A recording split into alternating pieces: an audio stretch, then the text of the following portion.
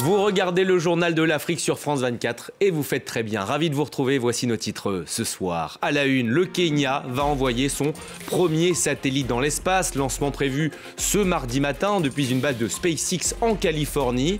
Le satellite va servir notamment à récolter des données cruciales concernant l'agriculture. Correspondance à suivre.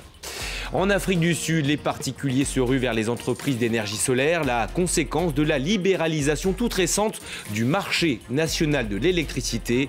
Ne ratez pas le reportage de nos correspondants. Et puis nous irons également en Côte d'Ivoire, où selon l'Organisation mondiale de la santé, 1% de la population est atteint d'autisme. Problème, le sujet est encore tabou là-bas et la prise en charge défaillante. Mais vous le verrez, des médecins se battent au quotidien pour améliorer l'accès aux soins. Bienvenue sur notre antenne si vous nous rejoignez. Le lancement historique donc doit avoir lieu ce mardi matin à 9h heure de Paris et il sera opéré par SpaceX depuis la Californie. Le Kenya est donc sur le point d'envoyer son premier satellite dans l'espace. Une fois en orbite, il permettra à ce pays d'Afrique de l'Est, frappé vous le savez par une sécheresse inédite, de récolter des données sur l'agriculture donc, sur la gestion des ressources naturelles mais aussi sur comment mieux faire face aux catastrophes climatiques. Les toutes dernières infos, c'est avec Wassim Cornet sur place. C'est un grand moment pour le programme spatial kényan. Taifa 1, ce qui veut dire Nation 1 en Swahili, sera lancé depuis la base Vandenberg ici en Californie. C'est la première fois que le Kenya disposera de son propre satellite. Il a été entièrement conçu et développé par des ingénieurs kenyans.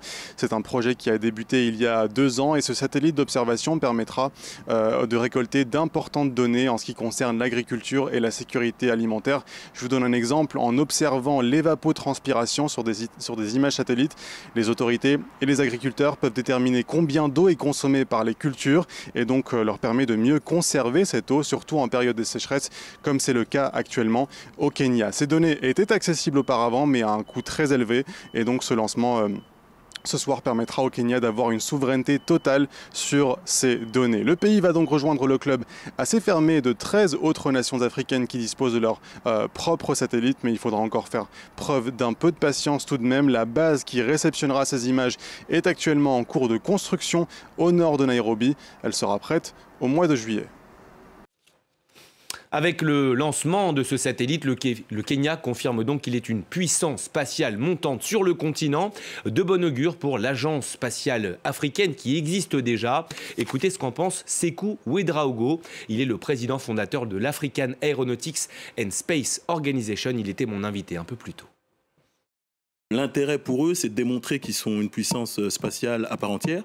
Donc, ils ont déjà été en fait sollicités en 2007 dans un conglomérat qui s'appelait ARMC, African Resource Management Constellation, qui était composé de l'Algérie, de l'Afrique du Sud et du Nigeria, qui avaient des satellites. Et l'idée, c'était de les mettre en corrélation pour pouvoir donner des infos aux Africains. Et on les avait, eux, à l'époque, consultés, parce qu'ils étaient quand même référencés une puissance spatiale. Il y a 21 agences ou institutions spatiales en Afrique. 45 satellites ont été lancés de 15 pays. Donc les derniers, c'était le Zimbabwe et l'Ouganda. C'est déjà bien d'en avoir lancé 45. Donc après, technologiquement, il faut du temps. On ne peut pas se comparer encore aux grandes nations du spatial. Ça fait plus de 70 ans qu'elles travaillent sur le domaine, avec des budgets qui sont beaucoup, beaucoup plus importants. Donc on est là. Alors vous avez travaillé sur cette question bien précise, je parlais de l'agence spatiale européenne. Est-ce qu'on peut imaginer à terme une agence africaine de l'espace? Vous dites que c'est un vecteur important de développement, c'est l'objet de l'un de vos livres. Moi j'en avais parlé en 2015, aujourd'hui elle existe, l'agence spatiale africaine, elle est basée au Caire, les murs poussent. Donc c'est une institution qui a été, dont la charte a été signée par les 54 chefs de gouvernement et d'État. Donc voilà, là il manque le personnel. Oui, qu'est-ce qui manque? C'est ce que j'allais dire, le personnel. Les compétences sont là. Les compétences sont là. Il y a des gens, oui, il y a des gens sur place, il y a des gens de la diaspora, il y a des gens qui sont compétents. Il y en a qui travaillent à la NASA, qui travaillent dans l'Agence spatiale européenne. Il sera à même de venir et sur place, il y a des ingénieurs de bon niveau. Le Kenya, on y reste pour évoquer ce marché historiquement florissant mais qui bat aujourd'hui de l'aile. L'exportation de khat, elle est en chute libre dans le pays. Plusieurs raisons peuvent l'expliquer, à commencer par la décision de la Somalie voisine, une grande consommatrice, d'interdire son importation purement et simplement. Pareil pour le Royaume-Uni en Europe. Beaucoup de producteurs ont donc décidé de changer leur fusil d'épaule.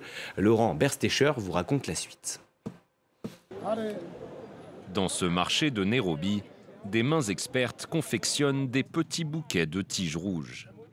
C'est ici que se vend le khat, une plante qui provoque des effets stimulants à ceux qui la mâchent.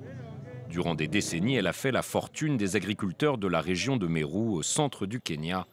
Mais depuis quelques années, le khat ne s'exporte plus.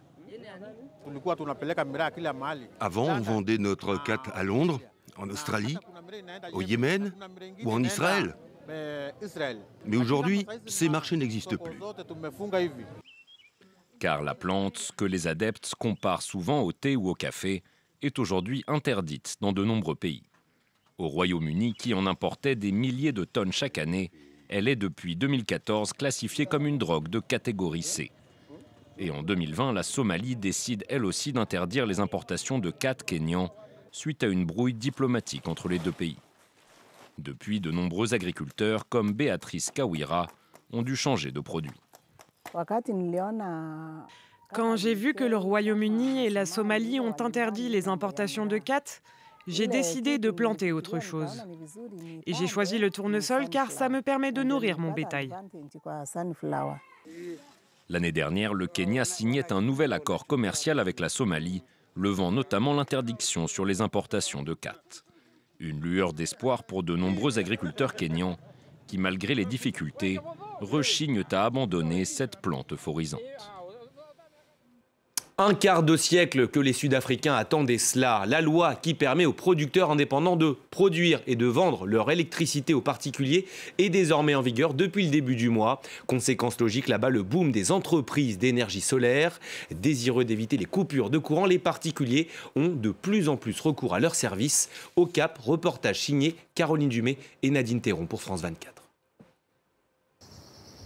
Pour éviter d'être victimes des pannes d'électricité de plusieurs heures tous les jours, les Sud-Africains sont de plus en plus nombreux à s'équiper en panneaux solaires. Cet homme d'affaires avait 3 panneaux, il en rajoutera 3 supplémentaires sur son toit. Son objectif est de ne plus dépendre de la Société nationale d'électricité. Les perspectives à long terme sont plutôt sombres. Alors, on se prépare au pire. C'est bientôt l'hiver, la demande va augmenter et on va se retrouver dans le noir. Il faut dépenser plus de 10 000 € pour être autonome et attendre plusieurs mois que le matériel soit disponible. Pour cet entrepreneur, le marché explose. Les missions qu'on peut effectuer et donc nos emplois dépendent des stocks. La demande est trop forte et les fournisseurs n'en mettent pas assez à notre disposition pour honorer toutes nos commandes. La demande est d'autant plus importante que la ville du Cap a promis à ses résidents de racheter l'électricité qu'ils produiront en trop. Ces installations seront donc rapidement amorties. Une initiative rendue possible grâce à une nouvelle législation qui abolit le monopole de la production d'électricité de la Société nationale Eskom. Dans les bureaux du maire, l'important est de faire des économies d'énergie. Ce sont seulement les classes les plus aisées qui ont les moyens d'installer des panneaux et des batteries. Alors on est en train de mettre en place un programme qui peut bénéficier à tous les foyers, quel que soit le niveau de revenu, à ceux qui feront des économies pendant les heures de pointe. La ville du Cap s'est donné 2 ans pour maîtriser sa consommation. Les autres villes du pays pourraient suivre cet exemple. Je vous le disais en titre, selon l'OMS, 1 Ivoirien sur 100 est touché. Et pourtant, l'autisme reste un sujet tabou dans le pays. Ce n'est pas tout, le traité coûte cher, les structures nationales sont mal adaptées et les médecins mal formés. Mais il y a de l'espoir. Exemple, à Bouaké, où l'hôpital de la ville et une ONG se sont donné une mission très simple, rendre les soins accessibles aux plus isolés. Reportage Sophie Lamotte avec Ange Nomenio. Ces routes de terre rouge, Nicolas Quadio les connaît bien. Il est agent de santé mentale communautaire aux alentours de Bouaké, au centre de la Côte d'Ivoire. Je viens 2 fois par semaine. J'essaie de sensibiliser les familles à prendre conscience que l'autisme est un trouble de développement. Aujourd'hui, il apporte son expertise médicale à Divine, 7 ans, qui présente les symptômes du trouble du spectre de l'autisme. Dès ses débuts de marche, et là on a constaté un comportement différent. L'OMS estime qu'1% de la population en Côte d'Ivoire pourrait être affectée. Mais ce trouble du comportement reste méconnu, surtout en milieu rural. Ici, autisme rime souvent avec exclusion pour les parents et les enfants. En Côte d'Ivoire, c'est mal vu. Quand tu as un enfant comme ça, vraiment, c'est une honte pour la famille. Et là, des fois, on est censé de les maintenir à la maison, de les enfermer. Les parents de Divine n'ont pas les moyens de l'emmener consulter un spécialiste. C'est donc Nicolas qui fait la navette. 45 minutes de route pour arriver au seul centre médical qui s'occupe des enfants autistes dans la région. Madame Kouarn est la responsable. Elle fait partie de la première promotion d'orthophonistes en Côte d'Ivoire. Elle a été formée en 2022. En l'absence d'un médecin qualifié pour poser un diagnostic, elle fait une première séance d'observation avec Divine. Est-ce que c'est pareil? Avec seulement 5 pédopsychiatres pour plus de 11 millions d'enfants âgés de moins de 14 ans, le suivi des enfants autistes est quasi inexistant en Côte d'Ivoire. On n'a pas de financement, on n'a pas assez de personnel. Voilà, donc présentement, nous avons besoin d'un psychomotricien, d'un psychologue pour nous accompagner dans la prise en charge des enfants. Les autorités sanitaires prévoient de lancer un vaste projet de dépistage de l'autisme en 2023. Mais à ce jour, il n'existe qu'un seul centre de soins publics et moins d'une dizaine de médecins formés à la prise en charge de l'autisme. Voilà donc pour ce document très intéressant de nos correspondants. La Côte d'Ivoire, on y reste en ce lundi de Pâques, une fête chrétienne qui prend une toute autre signification dans le pays, notamment dans les régions du centre, dans les villages baoulés. Paquinou, c'est comme ça qu'on l'appelle là-bas, l'occasion de grandes réunions de famille et de danses traditionnelles. Vous le voyez, les participants portant notamment des masques représentant les esprits. J'ai envie de vous souhaiter joyeuse Paquinou. Donc, c'est la fin du journal de l'Afrique. Restez avec nous, l'information continue, bien sûr, sur notre antenne. À très vite.